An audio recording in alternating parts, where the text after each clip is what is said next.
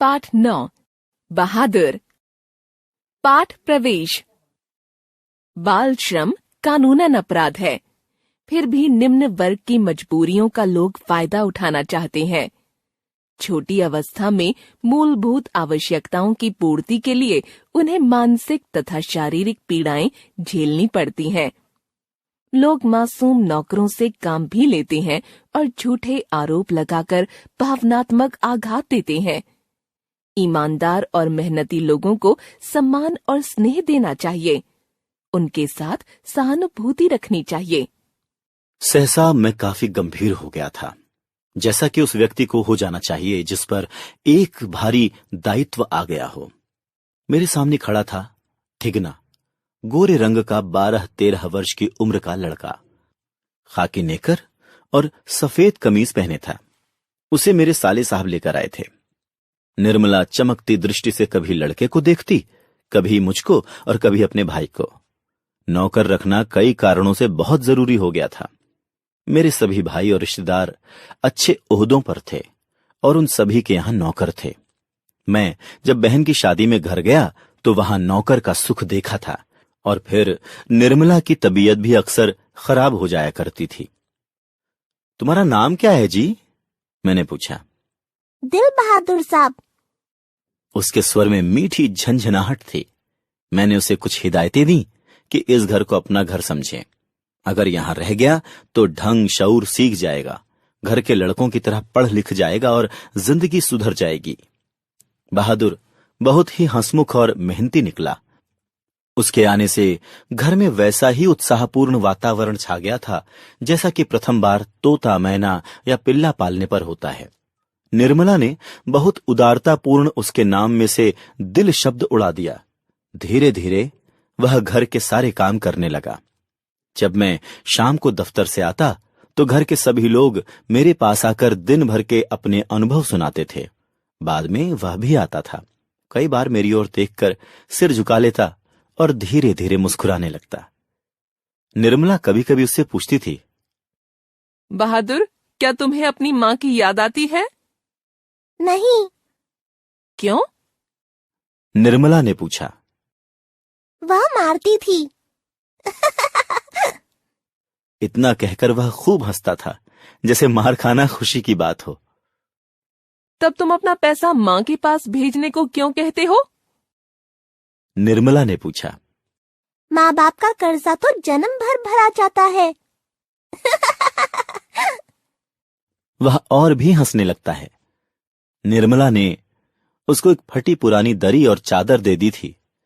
शाम को काम धाम करने के बाद भीतर के बरामदे में एक टूटी हुई बंसखट पर अपना बिस्तर बिछाता।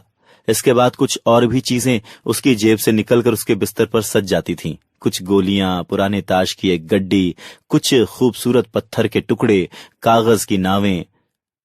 वह कुछ देर तक खेलता था। दिन मजे से बीतने लगे। मैं अपने को बहुत ऊंचा महसूस करने लगा। निस्संदेह बहादुर की वजह से सबको आराम मिल रहा था। घर खूब साफ और चिकना रहता, कपड़े चमाचम सफेद। किसी को मामूली काम करना होता तो वह बहादुर को आवाज देता, बहादुर, एक गिलास पानी। बहादुर, पेंसिल नीचे गिरी है, उठा। इसी तरह की फरमाइशें। मेरा बड़ा लड़का किशोर काफी शान शौकत और रौब दाब से रहने का कायल था और उसने बहादुर को अपने कड़े अनुशासन में रखने की आवश्यकता महसूस कर ली थी। फलतः उसने अपने सभी काम बहादुर को सौंप दिए। सवेरे उसके जूते पर पॉलिश लगनी चाहिए। कॉलेज जाने से पहले साइकिल की सफाई जरूरी थी। उसकी फरमाइशों में यदि कोई गड़बड़ी हो जाती तो किशोर उस पर हाथ छोड़ देता। रोज ही कोई ना कोई ऐसी बात होने लगी जिसकी रिपोर्ट पत्नी मुझे देती। किशोर को मना किया पर वह नहीं माना, तो मैंने यह सोचकर छोड़ दिया कि थोड़ा बहुत तो चलता ही रहता है। लेकिन कुछ दिनों बाद एक और गड़बड़ी शुरू हुई।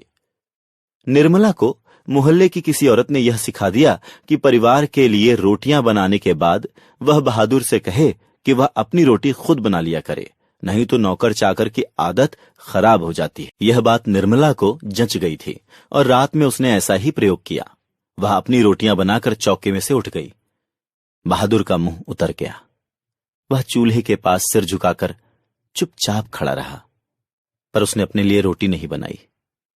रात भर वह भूखा ही रहा, पर सवेरे उठकर वह पहले की तरह ही हंसने लगा। उसने अंगीठी जलाकर अपने लिए रोटियां सेकीं। अपनी बनाई मोटी और भद्दी रोटी को देखकर वह खिलखिलाने लगा। फिर रात की बची हुई सब्जी से उसने खाना खा लिया। लेकिन निर्मला का हाथ खुल गया। बहादुर से कोई भी गलती होती तो वह उस पर हाथ चला देती। उसको मारने वाले अब घर में 2 व्यक्ति हो गए थे और कभी कभी एक गलती के लिए उसको दोनों मारते। मैं कभी कभी इसको रोकना चाहता, फिर यह सोचकर चुप लगा जाता कि नौकर चाकर तो मारपीट खाते ही रहते हैं। बरसात बीत गई थी। आकाश दर्पण की तरह स्वच्छ दिखाई देता। मैंने बहादुर की मां के पास चिट्ठी लिखी थी कि तनख्वाह के पैसे भेज दिया करूंगा, पर वहां से कोई जवाब नहीं आया। फिर मैंने बहादुर से कह दिया था कि उसका पैसा मेरे पास जमा रहेगा, जब घर जाएगा तो लेता जाएगा। एक दिन रविवार को मेरी पत्नी के रिश्तेदार आए। अचानक रिश्तेदार की पत्नी बोली, मैंने रिक्शे वाले को पैसे देने के बाद यहाँ 11 रुपये रखे थे, पता नहीं मिल नहीं रहे। जरा इससे पूछिए ना, इधर आया था फिर तेजी से बाहर चला गया। अरे नहीं, वह ऐसा नहीं है। मैंने बहादुर की ओर तिरछी दृष्टि से देखा। वह सिर झुकाकर आटा गूंथ रहा था। उसके चेहरे पर संतुष्टि एवं प्रफुल्लता थी। तुमने यहां से रुपए उठाए थे? मैंने कड़े स्वर में पूछा। मैंने नहीं लिया बाबूजी। बहादुर का मुंह काला पड़ गया। पता नहीं मुझे क्या हो गया था। मैंने सहसा उछलकर उसके गाल पर एक तमाचा जड़ दिया। मैं आशा कर रहा था कि ऐसा करने से वह बता देगा। तमाचा खाकर वह गिरते गिरते बचा। उसकी आंखों से आंसू गिरने लगे।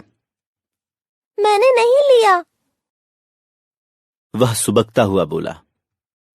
इसी समय रिश्तेदार साहब ने एक अजीब हरकत की। अच्छा छोड़िए, इसे पुलिस के पास ले जाता हूं। इतना कहकर वे बहादुर का हाथ घसीटते हुए दरवाजे के बाहर ले गए।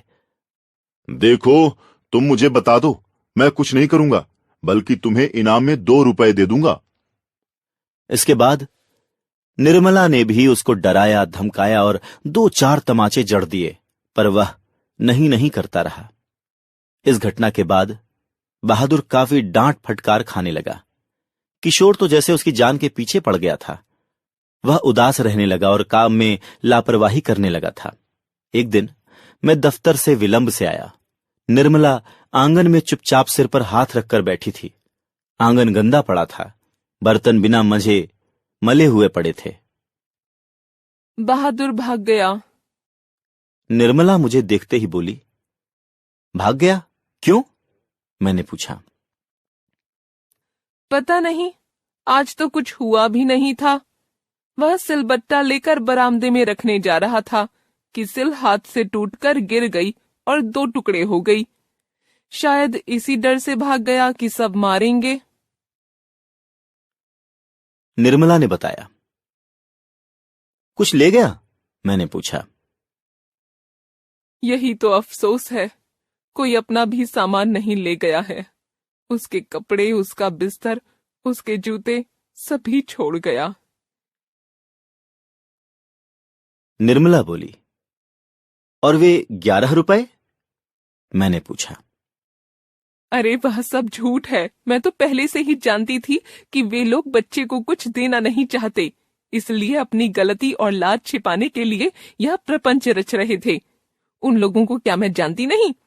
कभी उनके रुपये रास्ते में गुम हो जाते हैं तो कभी घर में छूट जाते हैं।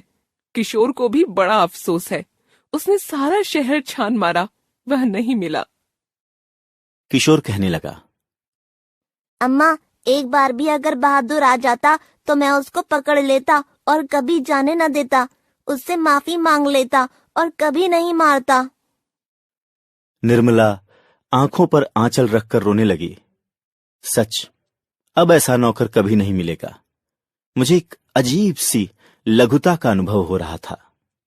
यदि मैं न मारता तो शायद वह न जाता। लेखक अमरकांत।